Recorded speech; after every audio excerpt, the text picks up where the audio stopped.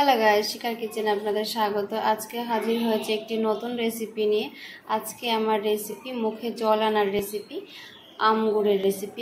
তবে চলুন আজকে জিভে জল আনার রেসিপি শুরু করা যাক। ভিডিওটি প্রথম থেকে শেষ পর্যন্ত দেখার অনুরোধ রইল।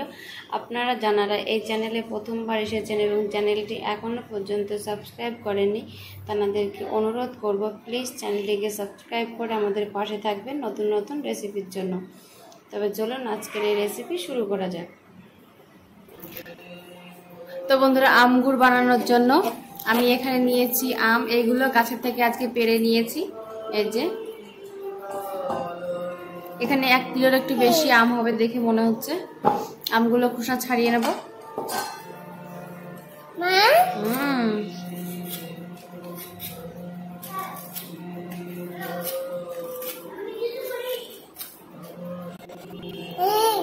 যতগুলো আম নিয়েছি সবগুলো খোসা আমি ছাড়িয়ে নেব। ছাড়িয়ে নিয়ে আপনাদেরকে দেখাচ্ছি। আমগুলো সব কাটা হয়ে গেছে। আমগুলো জল দিয়ে ধুয়ে নেব। আমগুলো ধোয়া হয়ে গেছে। এবার এগুলো কেটে নেব।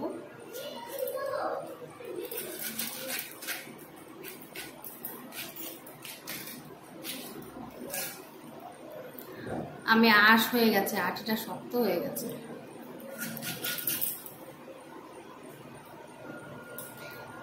আমি আর পিস করছি না, এরকমই থাকবে।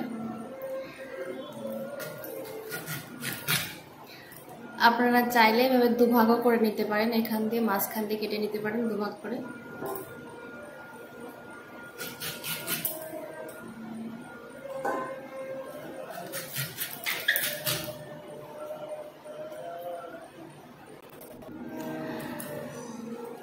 আমগুলো সব কাটা হয়ে গেছে। আমি এর মধ্যে এবার নুন আর একটু হলুদ অ্যাড করব।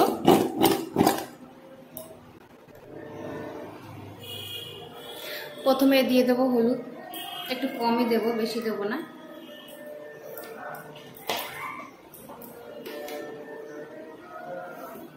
এক চামচ মতো লবণ,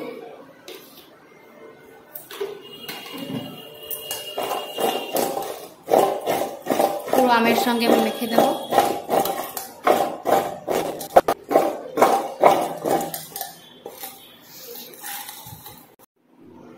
এবার এইভাবে আমগুলোকে সারা রাত রেখে দেব। আমের থেকে জল বেরোনোর জন্য, যেহেতু লবণ দিয়েছি তার জন্য আমের থেকে জল বের হবে। এইভাবে সারা রাত রেখে দেব। সকালবেলা আপনাদেরকে দেখাচ্ছি।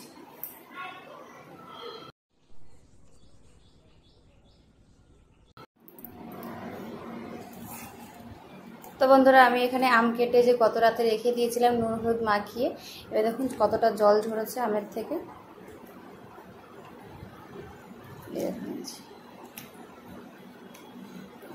এবার এই আমগুলো একটা থালা নিয়েছি, থালার উপর একটা কাপড় নিয়েছি। এবার এইভাবে দিয়ে দেব।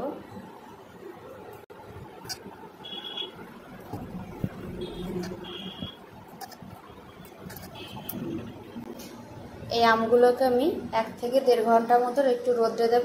রোদ্রে দেওয়ার পর তারপরে আমগুড়ের আচারটা তৈরি করব।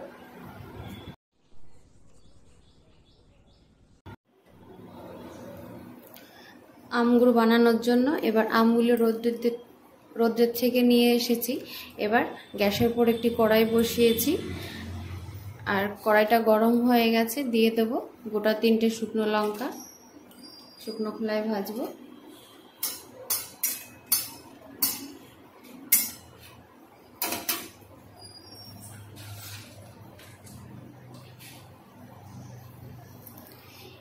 দিয়ে দেবো অল্প কটা গোলমরিচ।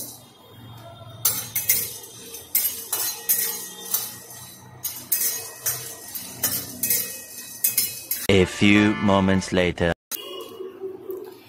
দিয়ে দেবো 1 চামচ মতো গোটা ধনে,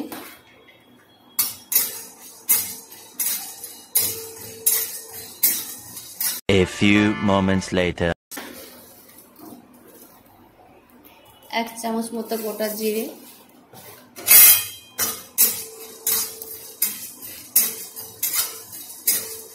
A few moments later. 1 চামচ মতো মৌরি।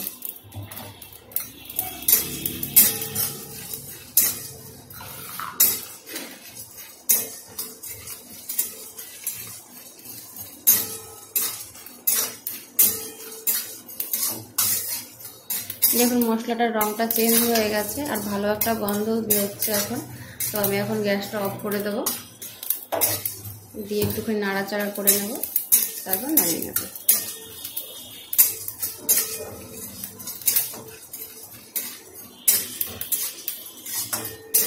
হয়ে গেছে, এবার আমি এটা নামিয়ে নেব।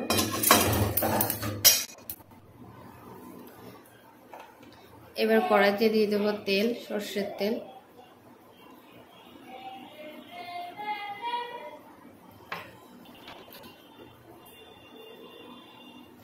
তেলটা গরম হয়ে গেছে, দিয়ে দেবো 1 চামচ মতো 5 ফোড়ন।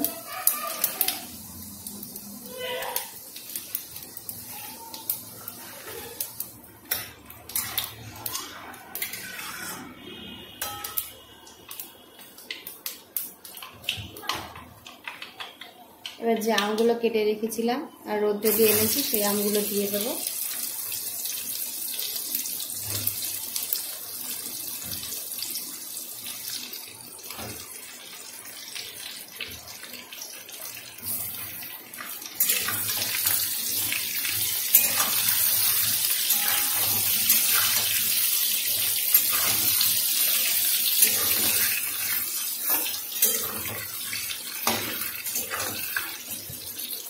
এবার আমগুলো দিয়ে কিছুক্ষণ একটু ভেজে নেব। A few moments later. তো আমি এখানে আমগুলোকে ভেজে নিয়েছি দেখুন। এবার এর মধ্যে আমি দিয়ে দেবো আখের গুড়, আর বেশি ভাজবো না।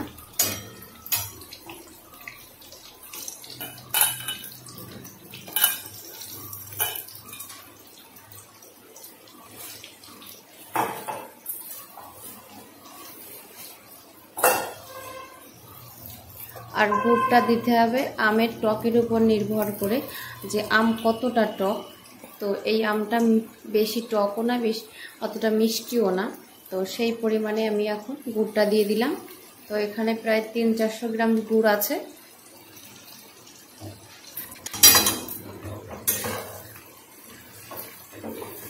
আমি এখন আর এর মধ্যে কিছু ব্যবহার করব না, এখন শুধু গুড়টাকে মেল্ট হওয়ার জন্য অপেক্ষা করব।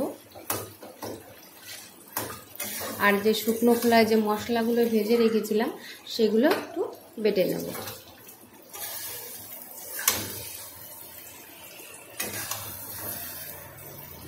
দেখুন গুড়টা মেল্ট হতে শুরু করে দিয়েছে।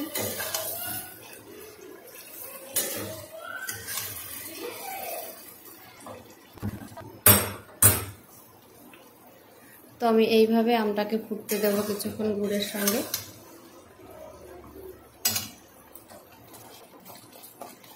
আমার গুড় ফুটছে, এর মধ্যে আমি দিয়ে দেব বিট লবণ। না, বিট লবণ দিলে আচারে একটা দারুণ টেস্ট আসে।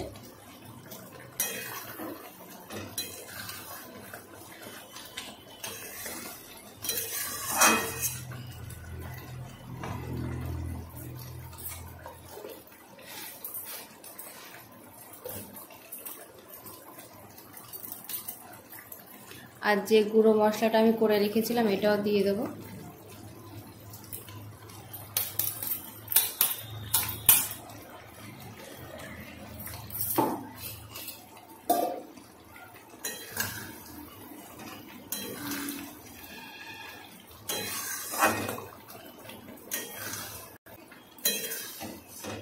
এইভাবে মশলা আর বিট লবণটা দেওয়ার পর আবারও 3-4 মিনিট ভালো করে এইভাবে হাই ফ্লেমে আমটাকে একটু ফুটিয়ে নেব।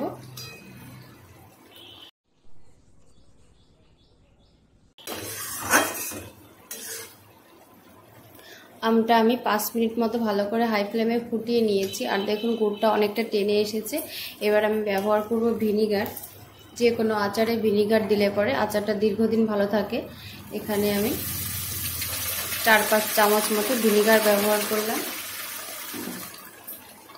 আর ভিনিগার দিলে পুরো বাজারে যেসব আমের আচার পাওয়া যায় সেই রকম একটা সেন্টও তৈরি হয়, খেতে অসম্ভব ভালো লাগে। আর দীর্ঘদিন আপনারা স্টোর করে রাখতে পারবেন আচারটাকে। এবার যে ভিনিগার দিলাম সেই দেখুন একটু হালকা হয়ে গেছে। এবার এইভাবে আরও 1-2 মিনিট একটু ফুটিয়ে নেব ভিনিগারের সঙ্গে আমটাকে।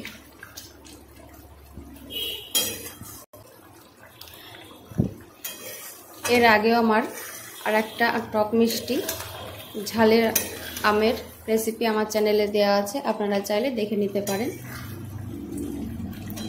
আমের মোরব্বার রেসিপিও আছে। A few moments later. বন্ধুরা, এর থেকে আর ঘন করব না, কেননা যখন এই আম গুড়টা ঠান্ডা হয়ে যাবে তখন আরও একটু ঘন হয়ে যাবে, বেশি ঘন হলে ভালো লাগবে না। তো আমি এখন গ্যাসটা অফ করে দেব। তো তৈরি হয়ে গেছে আম গুড়ের রেসিপি।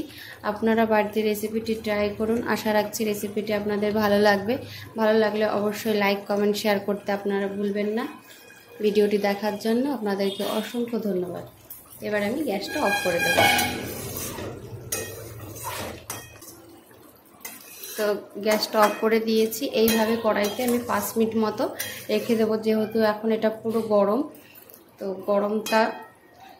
গরম আম গুড়টা আমি কোথাও নামাতে চাইছি না,